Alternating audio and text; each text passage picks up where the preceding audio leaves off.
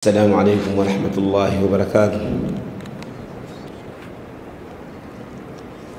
الحمد لله رب العالمين،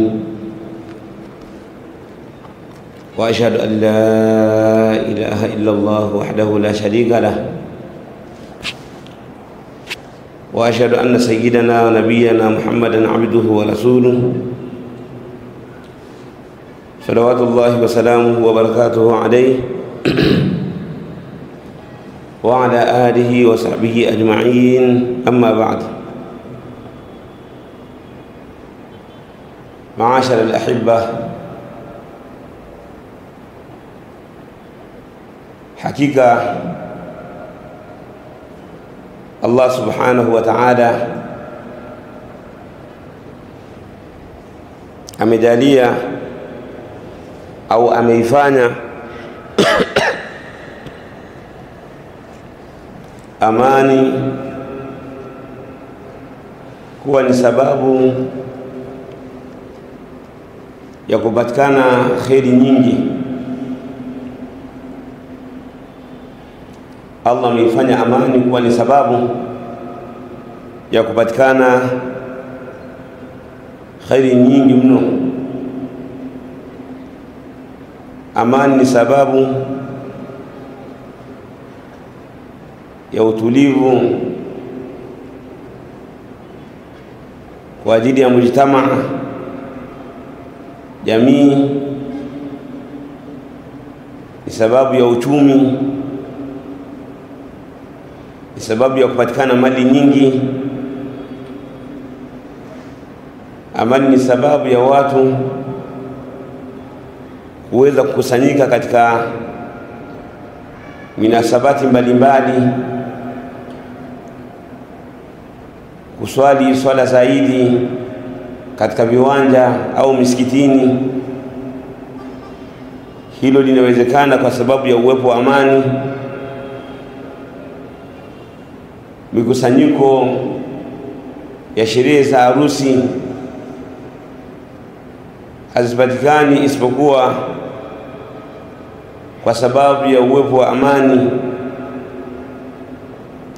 Ibada mbalimbali sawasawa, iwe ni ibada ya swala wa jamaa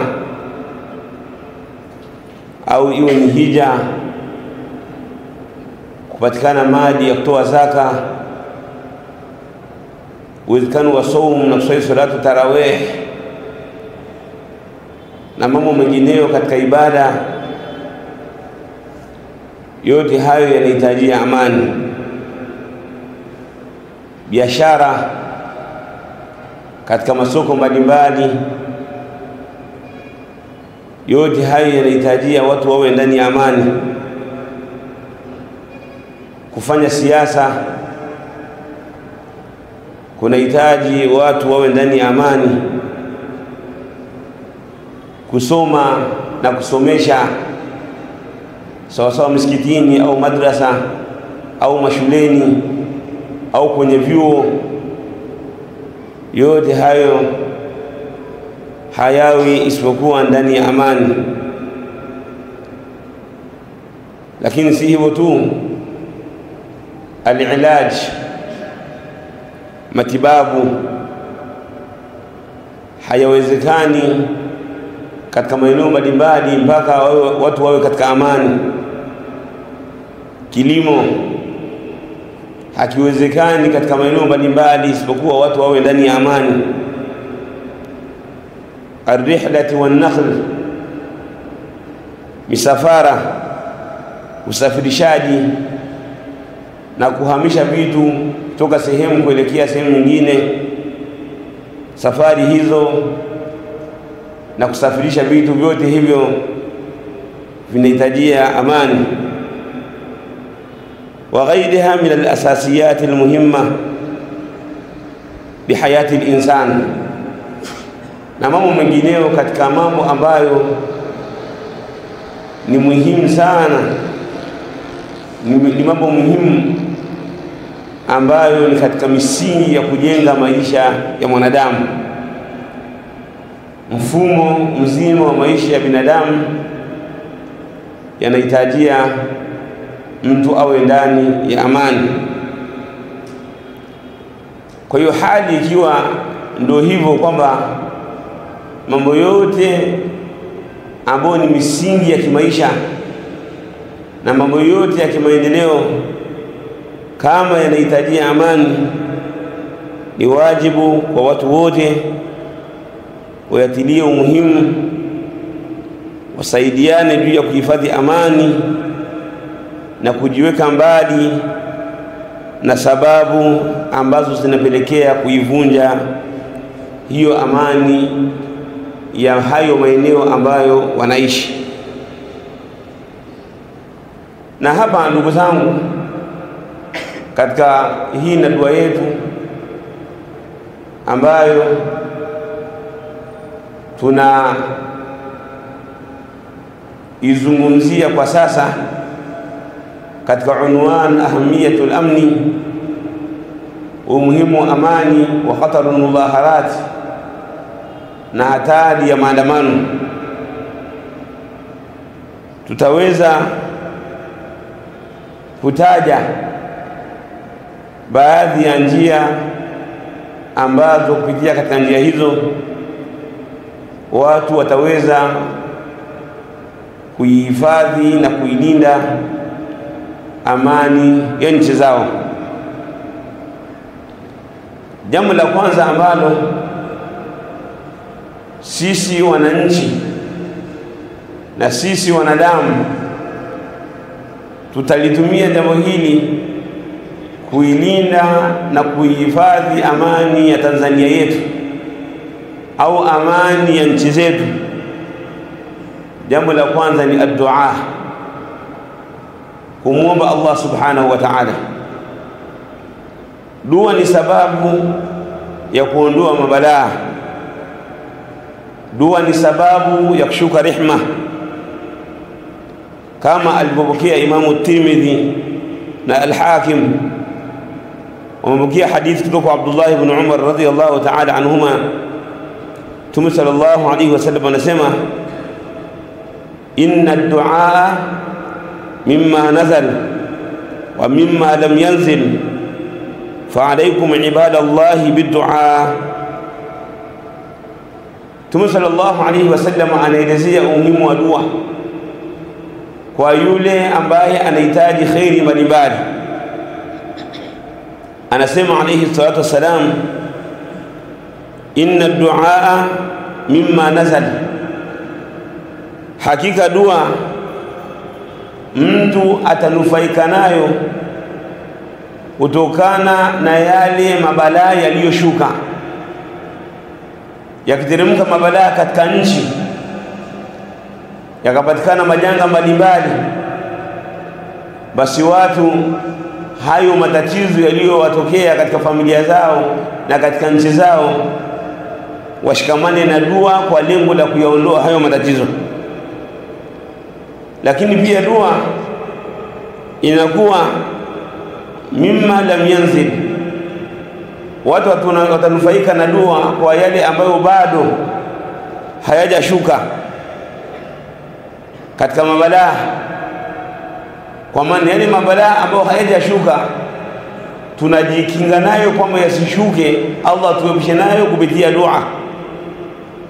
Mtume sallallahu alayhi wasallam anatuhimiza, anatuambia, fa alaykum ibadallahi bid-du'a, shikamaneni na lazimianeni enyi waja wa Allah na dua. Wanasema baadhi ahlul ilmi kuisherehesha hii hadithi, wanasema amma naf'uhu fima nazal, ama dua kumnufaisha mtu kutokana na matatizo ambayo yameteremka, ni kwamba Allah subhanahu wa ta'ala anamjalia awe na uvumilivu, awe na subira. As-sabr, mtu awe na subira, watahammul, na awe na uvumilivu, waridha bil qadar, na Allah anamsaidia aridhie qadar ambayo imetokea. Wa amma naf'uhu mimma lam yanzil, ama manufaa ya dua kwa yale matatizo ambayo bado hayajashuka, fahuwa ayusrifahu anhu, ni kwamba Allah subhanahu wa ta'ala humwepusha na hayo matatizo. Kwa hiyo kwa kuogopea kwamba nchi zetu zisiingie katika machafuko, silaha kubwa ya kuitumia kwamba ili nchi zetu zisiingie katika machafuko ni sisi kumuomba Allah subhanahu wa ta'ala ailinde amani ya nchi zetu, wa bil khusus Allah ailinde amani ya Tanzania na aidumishe amani ya Tanzania. Kwa dua amani itaweza kudumu. Anasema al-Hafidh al-Ghazali rahimahullah ta'ala, anaelezea kuhusiana na ubora wa dua, anasema فالدعاء سبب لرد البلاء، فالدعاء سبب لرد البلاء، dua ni sababu ya kuondoa mabalaa, yale mabalaa ambayo yamekupata dua itayaondoa. Wa wujudi rahma, dua ni sababu ya kupatikana rahma. Kama anna turusa sababun lidaf'i silah, kama ambavyo ngao ni sababu ya kuzuia silaha. Walma'u sababun likhuruji an-nabat min al-ard, lakini pia maji ni sababu ya kutoa mimea, ya kuotesha mimea katika ardhi.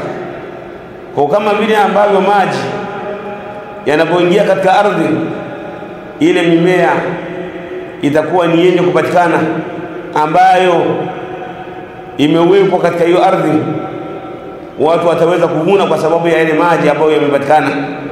Na vile vile dua ni sababu ya kupatikana rahma, ni sababu ya kuondoa mabalaa, ni sababu ya kuleta khadi mbalimbali. Kwa hiyo ndiye nyepesi ya kuidumisha amani ya nchi zetu tunazoziishi ni kumwomba Allah subhanahu wa ta'ala mara kwa mara aidumishe amani ya nchi zetu, na bil khusus aidumishe amani ya nchi yetu Tanzania. Hii ni njia kubwa ya kuweza kuilinda amani na kuidumisha amani ya nchi yetu Tanzania. Mtume sallallahu alayhi wasallam ameelezea, ametaja hadithi alayhi salatu wassalam, qala Allah ta'ala, ni hadithul qudusi.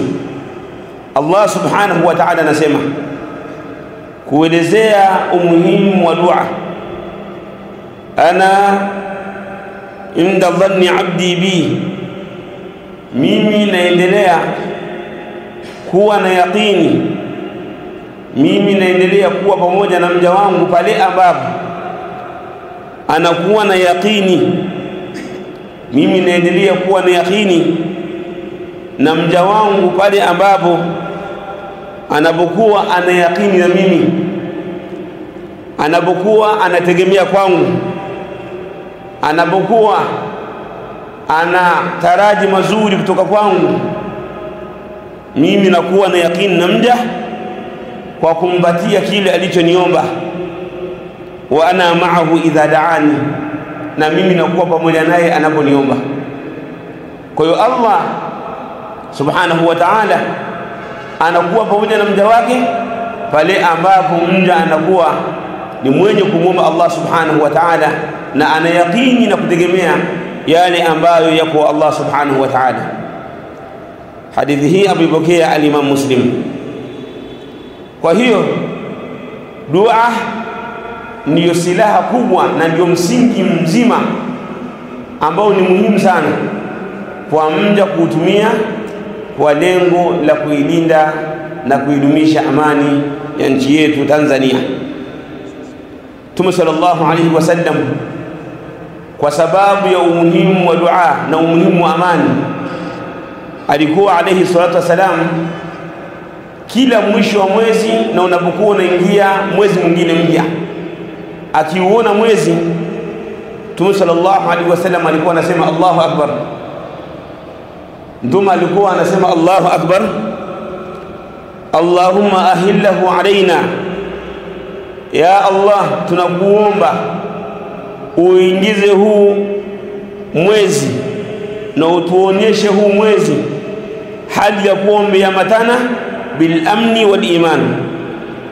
Mwezi huu uingie hali ya kuambatana na amani, umeambatana na iman wasalamat wal islam, na umeambatana na amani na kusalimika na matatizo, kusalimika na mabalaa, kusalimika na vita, kusalimika na njaa, wal islam, na umeambatana na mtu hadi yuko katika imani ya Uislamu.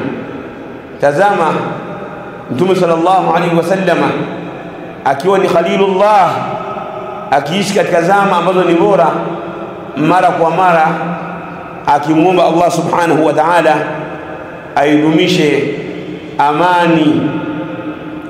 Lakini sio mtume peke yake alayhi salatu wassalam, bali Nabiyullah Ibrahim alikuwa mara kwa mara anamuomba Allah subhanahu wa ta'ala amani, kwamba idumishwe amani, na wala hakuna yeyote katika watu wema alitamani machafuko katika nchi yake au mji wake. Hakuna yeyote, bali wanaotamani machafuko katika miji yao ni watu waovu, ni watu washadi, ni watu wachafu. Nabiyullah Ibrahim alikuwa anamuomba Allah subhanahu wa ta'ala akisema, rabbi ij'al hadha albalada amina, ewe Mola wangu jalia mji huu wa Makkah uwe ni mji wa amani. Mtume sallallahu alaihi wasallam yani Ibrahim alayhi salatu wasalam anamuomba Allah aidumishe amani katika mji wa Makkah. Kwa hiyo kila mfuasi wa manabii na mitume la shaka atapita katika mwenendo waliopita mitume na manabii, kuiombea nchi yake amani, sio kuiombea nchi yake machafuko. Na Mtume sallallahu alaihi wasallam alituambia, la tatamannu liqa al-adu, mstamani vita, mstamani kupigana nyinyi kwa nyinyi, mstamani adui awavamie mpigane naye, mstamani vita kwa aina yoyote ile, bali jambo la kutamani is'alullah as-salamata wal afiyah, muombeni Allah subhanahu wa ta'ala amani, muombeni Allah subhanahu wa ta'ala afya. Mara kwa mara ombeni hilo, msijiombee shari katika nafsi zenu, na wala katika miji yenu, wala katika majumba yenu. Ombeni amani popote pale mtakapokuwa, kwamba muishi kwa amani na utulivu. Hii ni njia kubwa katika njia zote za kuweza kuilinda amani ya pale ambapo unapoishi. Njia ya pili, ndugu zangu, njia ya pili ya kulinda amani, athanau ala alqaimina bihi waddu'a lahum bilkhair, kuwasifu na kuombea dua na kuwapa moyo wale ambao katika nchi unayoishi wanasimamia kuilinda amani, wale ambao wanalinda amani, vyombo vya usalama na amani ambavyo mara kwa mara watu hao wanakesha, wanatembea, wanakaa wanafikiria mara kwa mara kuhusiana na amani ya pale unapoishi. Inapendeza sana, bali inawezekana ikawa ni wajibu kuwaombea dua kwa Allah subhanahu wa ta'ala, kwamba waombee kheri na mambo mazuri wayapate. Kwa sababu ndugu zangu wa Tanzania, wao umelala, wakati huo wao wanakesha katika maeneo mbalimbali. Jua linapokuwa limechomoza, hali ya kuwa wao wako ndani ya jua. Mvua ikinyesha, wao wanakuwa katika mvua hiyo hiyo. Kipindi cha baridi wao wanakuwa katika baridi, joto wanakuwa katika joto, wanakuwa ndani ya miji na wanakuwa katika misitu na wanakuwa katika mapoli, hali ya kuwa wanalinda amani yako, wanakulinda wewe mwenyewe na mali yako. Leo hii ayu walahibba, tunasafiri kuelekea maeneo mbalimbali katika miji yetu. Kuna watu wanasafiri wanaelekea Tanga, wanaelekea Arusha, wanaelekea Kagera, Kigoma, Mtwara, na wengine wanasafiri wanaelekea katika nchi nyingine, wanaenda Kenya, Burundi, Rwanda, wanaenda Mozambiki, wanaenda Malawi, maeneo mbalimbali. Kule mapolini huwa tunakutana na maskari katika maeneo ya baridi na maeneo ya hatari sana. Tunawakuta wao wameweka kambi katika maeneo hayo, wanalinda. Wanamlinda nani? Wanakulinda wewe ayu al-akhi al-habib. Kumbukeni miaka ya nyuma, na wala sio mbali tu, ni miaka 2000, 2001, yani kuanzia mwaka 2006 au 2008 au tufanye kuanzia mwaka 2010 kuteremka chini kwenda mpaka miaka ya 99, 95, miaka 90, miaka ya 80 na kadha. Tukumbuke wakati huo tunasafiri kutoka Dar es Salaam tunaelekea katika mikoa yetu. Tukumbuke kwamba kipindi hicho mabasi yalikuwa yanatekwa na majambazi. Mpaka sasa kuna baadhi ya maeneo huko Kibondo, huko maeneo ya Kibondo huko, lau kama sio zile kambi ndogo ndogo ambazo zinawekwa na maaskari, basi majambazi wangekuwa wanawateka watu. Kuna kuwa na doria ndogo ndogo ambazo maaskari wanazunguka mara kwa mara kwa lengo la kuwalinda wale ambao wanasafiri kutoka Kigoma kuelekea Mwanza, au kutoka Kigoma kuelekea Kagera, au kutoka Kigoma kuelekea Tabora. Zinakuwepo kambi mbalimbali ambapo majambazi wanakuwa wanawateka watu, na hii nimetoa mimi babu ni mithali, lakini haya mambo yanapatikana katika maeneo mbalimbali. Leo hii ukienda kusini kwa wale wanaosafiri kuelekea Mozambiki, kule kuna makhawariji, kuna magaidi huko ambao wao huwezi kupenya isipokuwa mpaka wapatikane maaskari ambao wanalinda amani katika maeneo hayo. Wanachoma nyumba za ndugu zetu wa Makonde huko ambao wanaishi Mtwara huko, wanaweza kuvamia kijiji na kuchoma zile nyumba zao. Kwa hiyo watu ambao wanakaa na kulinda amani katika maeneo hayo na mengineyo mfano wake, la shaka ni watu ambao tunatakiwa tuwaombee dua na kuwapa moyo, kwa sababu wao wakati sisi tumelala wao wanakesha. Lengo ni kwa kulinda amani ambao tuko nayo. Kwa hiyo ni watu ambao tunatakiwa tuwape moyo, hata kama kuna mapungufu madogo madogo ambayo yanapatikana kwao au yanapatikana kwetu, ni lazima kwa kuwaombea dua na kuwapa moyo, yale mapungufu biidhnillahi azza wa jalla yatakuja kuondoka na utaweza kupatikana au itaweza kupatikana kheri nyingi kutoka kwa Allah subhanahu wa ta'ala kwa sababu ya kuwapa moyo. Kwa hiyo lazima ayu walahibba tushirikiane na vyombo vya kulinda usalama na amani katika kuilinda amani ya Tanzania. Lakini jambo la kwanza hapa tunazungumzia kuwaombea dua kwa Allah subhanahu wa ta'ala, kuwapa moyo kwa kazi yao ngumu ambayo wanaifanya. Lakini njia ya tatu ambayo inaungana na njia ya pili ni at-taawun ma'ahum, ni kusaidiana nao katika kulinda amani. Tusaidiane nao katika kuwakamata pia wale mujrimini. Kuna watu ambao watapatikana katika nchi yetu kwa lengo la kuihatarisha amani ya nchi yetu, ima kwa maneno au kwa vitendo. Ni lazima kwa sisi wa Tanzania kwa pamoja tusaidiane na vyombo na vitengo vya kuilinda amani kwa lengo la kuwakamata hawa watu ambao ni waovu, ambao wanapanga au wanafanya mipango ya kuhatarisha amani ya nchi yetu Tanzania. Allah subhanahu wa ta'ala anasema, wataawanu 'ala albirri wattaqwa, saidianeni katika wema na ucha Mungu, wala taawanu 'ala alithmi wal'udwan, na wala msaidiane katika mambo ya madhambi na mambo ya uadui.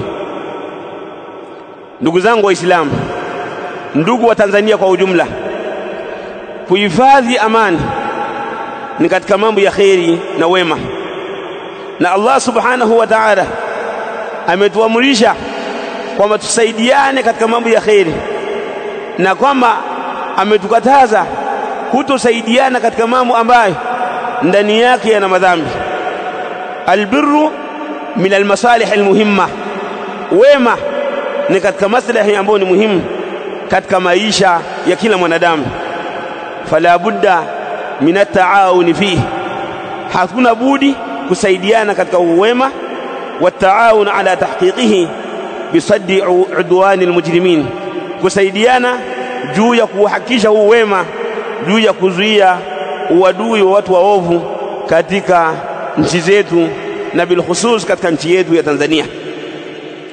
Itakapokuwa Watanzania wote wameamua kwamba wasisaidiane na maaskari, wasisaidiane na vyombo vya kulinda usalama na amani, wakawa Watanzania hawajatoa habari za wale watu ambao wanahatarisha amani ya Tanzania, wakawa wamewaficha watu ambao wanahatarisha amani ya Tanzania, basi hiyo itakuwa ni sababu ya amani yetu kuondoka.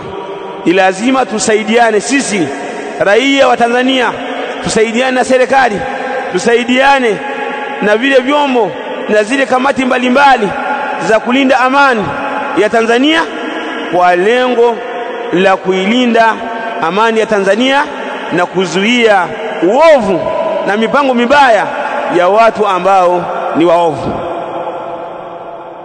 Ayuha alahibba, Mtume sallallahu alayhi wasallam, kama ilivyokuja hadithi katika Sahih Muslim, hadithi ya Ali ibn Abi Talib radhiyallahu anhu, Mtume sallallahu alayhi wasallam anatuambia, la'ana Allahu man awa muhditha, Allah anamlani mtu ambaye atamlinda na kumficha mtu ambaye analeta ihdath katika dini, analeta uzushi katika dini na analeta uzushi katika mambo ya watu. Itakapokuwa kuna mtu ambaye anafanya uzushi katika dini au anafanya uzushi katika mambo ya watu, na miongoni mwa mambo bora ambayo yanafungamana na watu ni amani yao, kama kuna mtu ambaye anataka kuvunja amani ya Tanzania, analeta hatari ya uvunjifu wa amani ya Tanzania, ukamjua, ukamlinda, ukamuhifadhi, na ukawa hujatoa habari huko polisi au sehemu husika au kwa serikali, ukamuhifadhi, basi wewe unalaniwa na Allah subhanahu wa ta'ala. Haya ni maneno ya Mtume Muhammad sallallahu alaihi wasallam, kwamba Allah anamlani mtu ambaye anamficha yule ambaye analeta uzushi katika mambo ya dini, analeta uzushi katika mambo ya watu. Mtu anayetaka kuihatarisha amani ya nchi yetu Tanzania, hakuna kumficha, lazima tutoe habari katika maeneo husika ili apate kukamatwa, kwa lengo watu wengi, watu milioni 70 za watu za Watanzania zipate kusalimika, aondoke mtu mmoja, wasalimike watu wengi, kwani kulinda maslahi ya watu wengi ni bora kuliko kulinda maslahi ya mtu mmoja. Wameelezea baadhi ya ahlul ilmi kama alivyoelezea al-allama Salih ibn Fawzan al-Fawzani hafidhahullah ta'ala, alipokuwa anaisherehesha nawaqidul Islam, amesema kwamba inafaa kwa waislamu kusaidiana na makafiri, inafaa kwa waislamu kusaidiana na makafiri juu ya kuwakamata almujrimin, watu waovu, majambazi na wengineo ambao wanaweza kuhatarisha amani au ambao wanaweza kuondoa maslahi ya watu na bil khusus kuondoa maslahi ya Waislamu. Tutasaidiana nao kwa lengo la kuleta maslahi ambayo yataweza kurejea kwa taifa kwa ujumla, na bil khusus hayo maslahi wataweza kuyapata Waislamu. الطريقة الرابعة, njia ya 4 ya kuilinda amani, kujua maarifatu qadri al-amni wa 'idham sha'ni, kujua nafasi ya amani, kujua nafasi ya amani na thamani yake, kwamba amani ina thamani kubwa. Amani ni bora kuliko chakula, amani ni bora kuliko kinywaji, amani ni bora kuliko kila kitu. Mambo yote ambayo ni muhimu katika maisha ya binadamu hayawezi kupatikana isipokuwa mpaka iwepo amani. Kama amani hakuna, kupatikana mambo mazuri ni ngumu.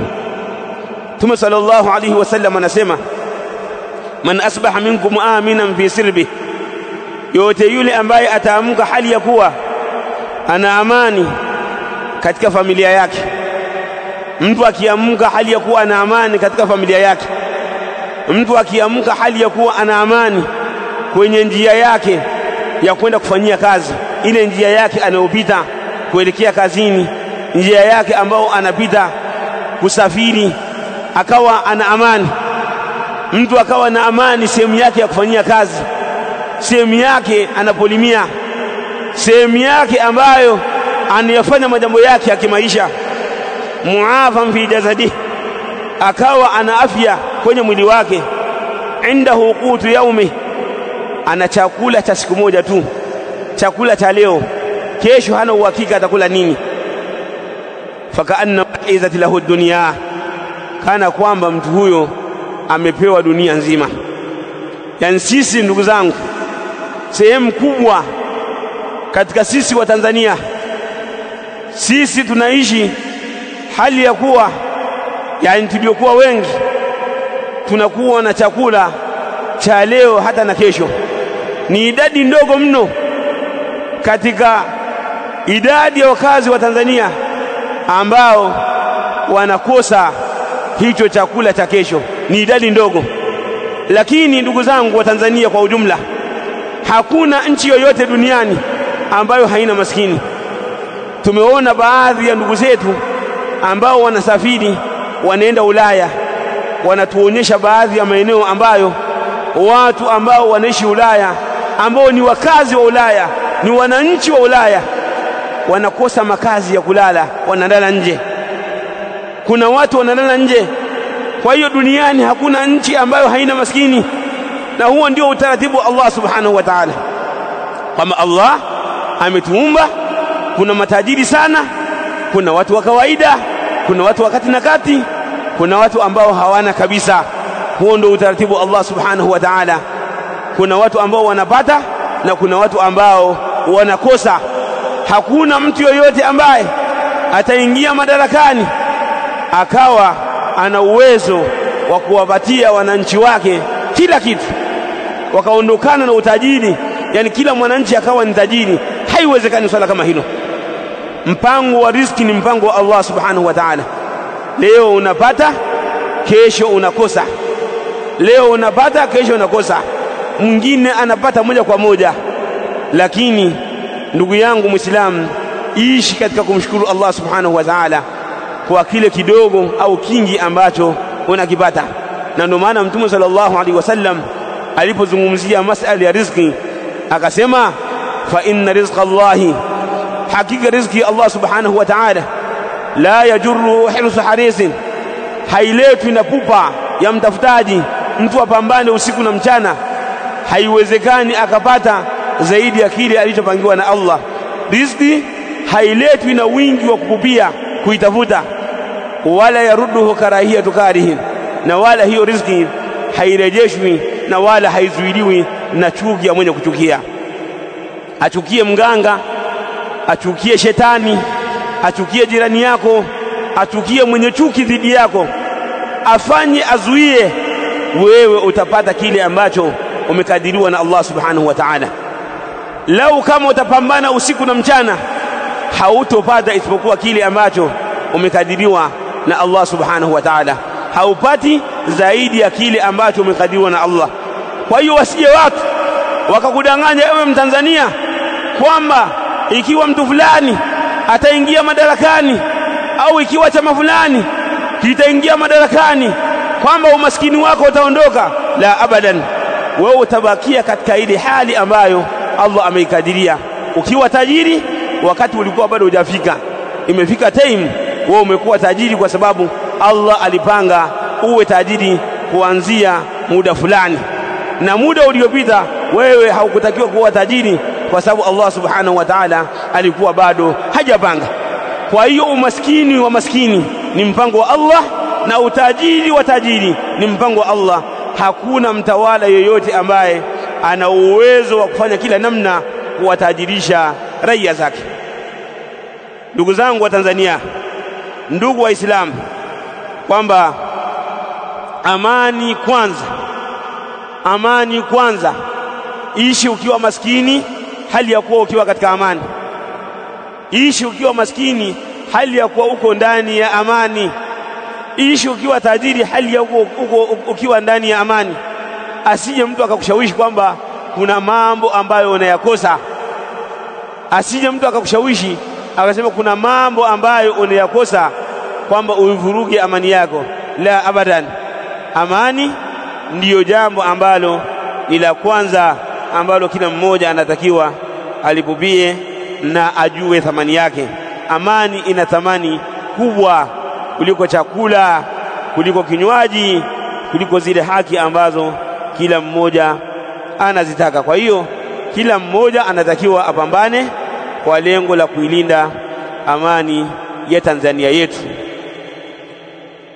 Njia ya tano ya kuilinda amani, taqdimu al-amni ala al-huquq. Kila mmoja aitangulize amani juu ya zile haki ambazo amezikosa. Kuna haki unazihitajia huzipati, ukaambiwa kama zinapatikana sehemu fulani, au unazidai serikalini. Hizo haki zidai ukiwa ndani ya amani.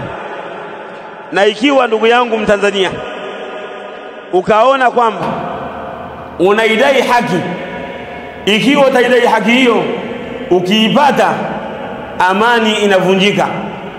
Na amani ukiipata, haki huipati. Basi bora baki na amani, haki iondoke, kwa sababu haki ni bora kuliko amani. Mtume wetu Muhammad sallallahu alaihi wasallam ndivyo alivyotufundisha kwa hadithi mbalimbali. Mtume sallallahu alaihi wasallam ametuambia, watawala wakitupiga, watawala wakitunyanyasa, watawala wakichukua mali zetu, hizi ni haki zinaondoka. Lakini Mtume akasema, isma'u lahum, wasikilizeni hao watawala, wa atiuhum, basi watiini hao watawala. Mtawala anakupiga, anachukua mali yako, basi msikize na umtii. Bali Mtume sallallahu alaihi wasallam katika baadhi ya hadithi alituambia tufanye subira. Innakum satarawna ba'di athara, hakika nyinyi baada yangu mtaona upendeleo.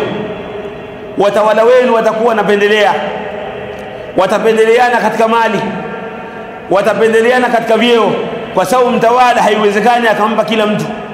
Kuna baadhi atawateua watakuwa ni mawaziri, na kuna baadhi atawateua watakuwa ni wakuu wa mkoa, wengine atawafanya kuwa ni wakurugenzi, na wengine atawafanya kuwa ni wakuu wa wilaya, wengine atawafanya kuwa ni makatibu tawala wa ma ila dhalik. Watateuliwa na mtawala. na wengine atakuwa hana uwezo wa kuwateua, kwa maana unapatikana upendeleo katika vyeo, upendeleo katika mali. Mtume sallallahu alaihi wasallama akasema, fanyeni subira hatta talqauni ala alhawd, fanyeni subira mpaka tukutane akhira tukiwa katika nini? Tukiwa katika haud, tukiwa katika mto. Wakati huo watu watakuwa wanahitajia kunywa maji na mtume atawapatia maji. Kwa hiyo subira mpaka uje umauti. Watu walienda kwa Anas ibn Malik radhiyallahu ta'ala anhu, wakamwambia tunapata tabu, tunapata kudhulumiwa na Hajjaj, tufanyeje? Anas radhiyallahu anhu akamwambia, isbiru, fanyeni subira, fa innahu la yati ala an-nas zamanun, hakika haiji kwa watu zama illa walladhi ba'dahu, isipokuwa wakati ambao unakuja baada yake, zama ambazo zinakuja baada yake sharrun minhu, zinakuwa ni mbaya kuliko zile ambazo zimepita. Akasema isbiru hatta al-maut, au kama qala radiyallahu anhu, subirini mpaka mfe, subirini mpaka uwajie umauti, msije mkaleta mambo ambayo yatakuwa ni yenye kuleta shari zaidi ya ile shari ambayo mnaiona. Kwa hiyo fanyeni subira. Haya ambayo mnayaona sio makubwa kuliko yale ambayo yatakuja kama nyie mtakapokuwa hamjafanya subira. Kwa hiyo fanyeni subira mpaka muukute umauti. Anas akasema, sami'tuhu an rasulillahi sallallahu alaihi wasallam, haya nimeyasikia kutoka kwa Mtume Muhammad sallallahu alaihi wa ala alihi wasallam. Kwa hiyo ndugu zangu wa Tanzania, tufanye subira, tufanye subira kwa yale ambayo tutayaona kama ni kero, tuyafanyie subira. Lakini kuna mazuri mengi ambayo tunayaona. Lau kama tuyafanya subira kwa yale machache ambayo tunayaona kuwa ni kero, tukaivunja amani ya nchi yetu Tanzania, itakuwa ni sababu ya haya mazuri tuliyokuwa nayo yataondoka. Haya mazuri tuliyokuwa nayo yataondoka. Nyinyi wa Kristo ambao mnaenda makanisani, hamtoweza kwenda makanisani wakati hakuna amani. Sisi Waislamu ambao tunaenda misikitini, hatutoweza kwenda misikitini kama amani hakuna. Wafanya biashara, hamtoweza kufanya biashara kama amani hakuna. Wakulima, hamtoweza kulima kama amani hakuna. Hizi ni kheri kubwa ambazo zipo katika nchi yetu. Lau kama amani itaondoka, zitaondoka. Mwalimu wa madrasa, kama amani itaondoka, hauwezi kusomesha madrasa. Wewe mwalimu wa shule, kama amani itaondoka, hauwezi kwenda shule. Wanafunzi wa vyuo na wale ambao sio wa vyuo, kama amani hakuna, hamwezi kwenda vyuo kwa lengo la kusoma. Wewe daktari, hauwezi kumtibia mtu kama amani hakuna. Kwa hiyo wote tunahitaji amani. Kwa hiyo hizi kheri ambazo kubwa na nyingi tulizokuwa nazo lazima tuzilinde, na hali ya kuwa tunafanyia subira yale mambo madogo madogo ambayo tunayaona kama ni kero. Lakini kuna kheri nyingi mno ambazo zinapatikana kwenye nchi yetu Tanzania. Lau kama tutavumilia, Allah subhanahu wa ta'ala atazidisha hizi kheri na zitakuwa ni nyingi, na tutaendelea kuishi katika kheri nyingi katika nchi yetu. Kwa leo nitamalizia na hii sehemu ya 6 kwa haraka ili nimwachie akhi shaqiq Sheikh Ilyasa ibn Jum'a, Allah amuhifadhi na ampe tawfiki katika mambo yake yote ya duniani na akhira. Njia ya 6, munasahatu sultanu sirran liman raa fi khata. Miongoni mwa njia nzuri za kuilinda amani ni kuwanasihi watawala kwa siri kwa yule ambaye ameona kosa katika utawala.